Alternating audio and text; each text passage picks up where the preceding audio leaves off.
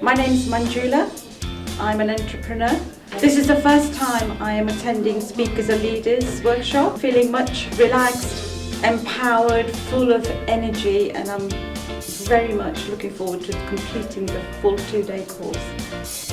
I was nervous when I first came here in the morning, but as within a matter of half an hour, I started to feel very comfortable with the energy and the powerful start of this course.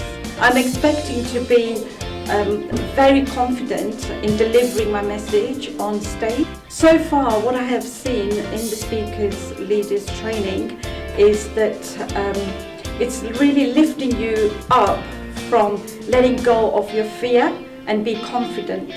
I will use my learnings that I have received from the Speakers and Leaders training in my business entrepreneur, also life, as I have just started my transformational coach business, and impact many people's life, which I can see that what I am learning is going to be very powerful to actually enable me to do this. And I believe that it is very powerful that my voice is going to have the impact to the world and people.